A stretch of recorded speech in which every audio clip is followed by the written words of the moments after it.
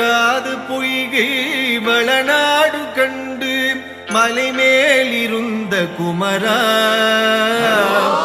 உற்றார் எனக்கு ஒரு பேரும் இல்லை உமையாள்தனுக்கு மகனே